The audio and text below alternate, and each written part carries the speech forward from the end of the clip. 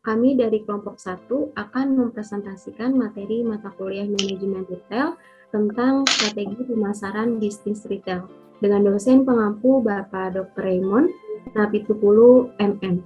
Perkenalkan, nama saya Yayang Landini.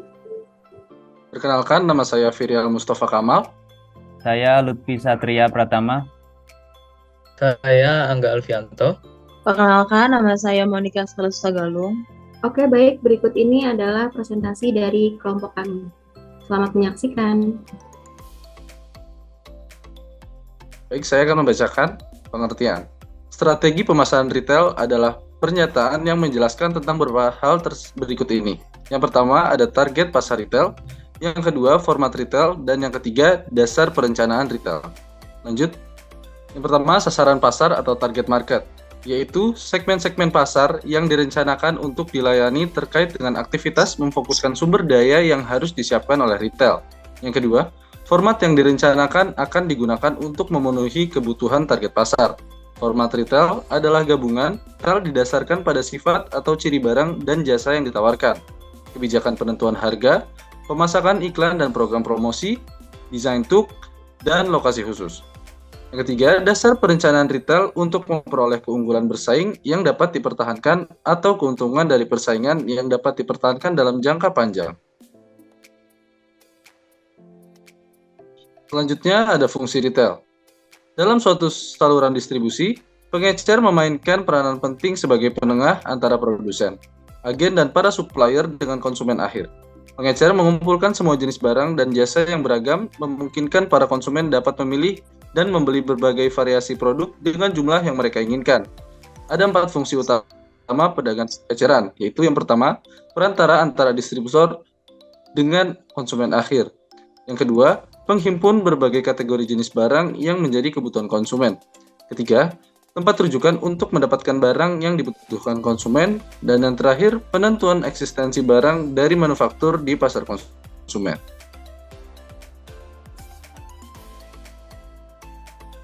Jenis-jenis retail. Menurut Henry Ma'ruf tahun 2005 halaman 74 menyatakan jenis-jenis gerai modern adalah yang pertama, minimarket, yaitu toko yang relatif kecil yang menjual barang kebutuhan sehari-hari, biasanya berukuran antara 50 meter sampai 200 meter. Yang kedua, convenience store, yaitu toko yang mirip minimarket dalam hal produk yang dijual tetapi berbeda dalam harga, jam buka, luas ruang, dan lokasi. Yang ketiga, specialty store, yaitu toko yang menyediakan pilihan produk yang lengkap hingga konsumen tidak harus mencari lagi toko lain. Keragaman produk disertai dengan harga yang bervariasi dari yang terjangkau hingga yang premium membuat specialty store unggul. Yang keempat, factory outlet, yaitu toko yang menjual produk-produk ekspor yang masih layak untuk dijual. Yang kelima, supermarket, yaitu toko yang menjual produk-produk kebutuhan sehari-hari dengan ukuran lebih besar dari minimarket. Manajemen strategi untuk pemasaran retail. Industri retail terus berubah seiring dengan perubahan teknologi, perkembangan dunia usaha, serta kebutuhan konsumen. Bisnis retail adalah keseluruhan aktivitas bisnis yang terkait dengan penjualan dan pemberian layanan kepada konsumen untuk penggunaan yang sifatnya individu sebagai pribadi maupun keluarga. Agar berhasil dalam pasar retail yang kompetitif, pelaku retail harus dapat menawarkan produk yang tepat, harga yang tepat, waktu dan tempat pula. Oleh karena itu, pemahaman terhadap pelaku retail terhadap karakteristik target pasar atau konsumen yang akan dilayani merupakan hal yang sangat penting. Dalam operasionalnya, pelaku retail menjalankan beberapa fungsi antara lain membantu konsumen dalam menyediakan berbagai produk dan jasa. Prinsip dasar retail modern yang terdiri dari 4P. Yang pertama, produk. Produk menurut Kotler dan Armstrong adalah segala sesuatu yang ditawarkan ke pasar untuk diperhatikan, dimiliki, digunakan, atau dikonsumsi yang dapat memuaskan keinginan atau kebutuhan.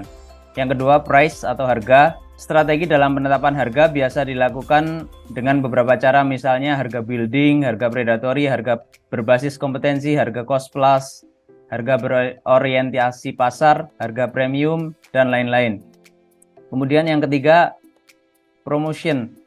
Menurut Philip Kotler, proses keputusan pembelian dipengaruhi oleh rangsangan pemasaran dan rangsangan lain. bauran promosi yang meliputi perikanan atau advertising, penjualan pribadi, hubungan masyarakat, dan publisitas. Promosi penjualan dan pemasaran langsung adalah bagian dari rangsangan pemasaran yang merupakan variabel yang dapat dikontrol oleh perusahaan. Yang keempat, place atau tempat, yaitu saluran pemasaran serangkaian organisasi yang saling tergantung yang terlibat dalam proses menjadikan barang dan jasa siap digunakan atau dikonsumsi. Hal-hal penting yang harus diperhatikan dalam bisnis retail untuk mengembangkan keunggulan bersaing adalah yang pertama, loyalitas konsumen. Loyalitas konsumen berarti kesetiaan konsumen untuk berbelanja di lokasi retail tertentu. Mempunyai konsumen yang loyal adalah metode yang penting dalam mempertahankan keuntungan dari para pesaing. Jika memiliki konsumen yang loyal, berarti konsumen memiliki keengganan untuk menjadi pelanggan pada retail-retail pesaing. Yang kedua, program loyalitas.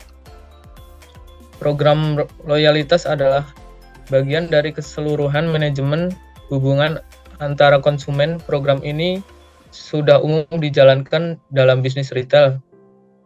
Program loyalitas bekerja sama dengan manajemen hubungan pelanggan atau customer relationship marketing atau CRM. Anggota-anggota program loyalitas diketahui saat mereka membeli karena mereka menggunakan beberapa tipe kartu loyalitas. Informasi pembelian disimpan dalam database yang besar. Dari database dapat diketahui jenis-jenis barang apa yang dibeli oleh konsumen. Dengan menggunakan cara ini, pelaku retail dapat menyesuaikan berbagai penawaran untuk memenuhi kebutuhan konsumen yang loyal dengan baik. Hal-hal penting yang harus diperhatikan dalam bisnis retail untuk mengembangkan keunggulan bersaing adalah yang pertama adalah lokasi. Lokasi adalah faktor utama dalam pemilihan toko konsumen. Ini juga keunggulan bersaing yang tidak mudah ditiru. Contohnya Starbucks. Mereka menciptakan keberadaan pasar yang sulit untuk disaingi. Carrefour, mereka selalu menentukan lokasi yang strategis. Yang kedua, sistem distribusi dan informasi. Semua retail berusaha untuk mengelola usaha secara efisien. Mereka terus memenuhi kebutuhan konsumen dan pada saat yang memberi atau memutuskan untuk menggunakan kesempatan guna menarik perhatian konsumen dari para pesaing dengan menawarkan jasa, barang, dan penyajian visual yang lebih baik. Yang ketiga, manajemen sumber daya manusia. Retail adalah bisnis tenaga kerja intensif. Para pegawai memiliki peranan penting dalam memberikan layanan pada konsumen dan membangun loyalitas konsumen. Yang keempat, barang-barang unik. Mengembangkan merek-merek berlabel atau juga disebut merek-merek toko yang merupakan produk-produk yang dikembangkan dan dipasarkan oleh retail dan hanya tersedia dari retail tersebut.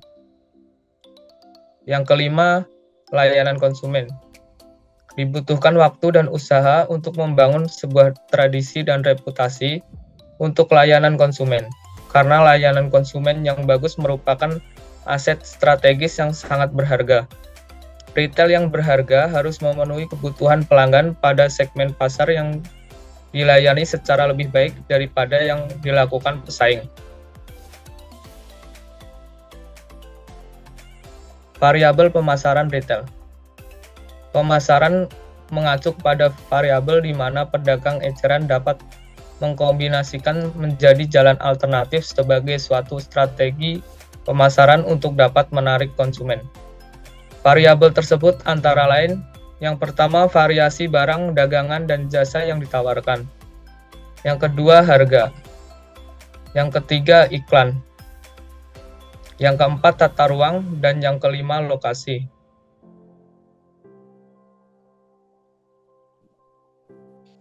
Oke, yang selanjutnya adalah strategi pemasaran dalam retail. Yang pertama menentukan target pasar. Retail biasa menawarkan berbagai produk kebutuhan masyarakat. Namun, sebisa mungkin tentukan target konsumen yang ingin dijangkau. Lalu yang kedua, menciptakan loyalitas pelanggan. Memiliki konsumen yang loyal merupakan strategi tepat untuk meningkatkan pemasaran. Dengan adanya loyalitas konsumen juga membantu bisnis retail untuk menghadapi persaingan pasar. Lalu yang ketiga, memilih lokasi usaha yang strategis. Sesuaikan lokasi usaha dengan bisnis retail yang ingin dijalankan, sebab lokasi usaha juga ikut menentukan potensi pasar. Baik, selanjutnya ada yang keempat, yaitu cantumkan brand pada setiap produk, yaitu penanaman image pada para konsumen menjadi cara jitu untuk memasarkan bisnis retail. Yang perlu diingat adalah brand bukan hanya sekedar nama. Lanjut. Yang kelima, berikan pelayanan prima kepada konsumen. Biasakan layani konsumen dengan 3S 1A, yaitu sambut, senyum, sapa, dan antusias. Lanjut. Kesimpulan dari presentasi ini yaitu, strategi pemasaran retail adalah pemasaran yang mengacu kepada variabel, di mana pedagang eceran dapat mengkombinasikan menjadi jalan alternatif sebagai suatu strategi pemasaran untuk dapat menarik konsumen. Variabel tersebut umumnya memiliki faktor seperti variasi barang dagangan dan jasa yang ditawarkan, harga, iklan, promosi dan tata ruang, desain toko, lokasi toko, dan merchandising untuk menjaga kelangsungan hidup serta kemajuan dan keunggulan dalam bisnis eceran yang semakin kompetitif. Maka pengelola bisnis tersebut harus berupaya menerapkan strategi berupa program bauran penjualan eceran yang diharapkan memunculkan minat konsumen. Komponen produk, harga, tempat, dan promosi atau lebih dikenal dengan 4P, product, price, place, and promotion, dengan menitik beratkan si pembuat keputusan pemasarannya untuk menyesuaikan dengan lingkungan yang cenderung berubah-ubah dan berusaha untuk memenuhi kebutuhan pelanggan dan mencapai tujuan perusahaan. Di mana konsep tersebut berlaku bagi bisnis eceran dengan penekanan pada faktor yang berlainan. Cukup sekian presentasi dari kelompok kami, kurang lebihnya mohon maaf. Terima kasih. Assalamualaikum warahmatullahi wabarakatuh.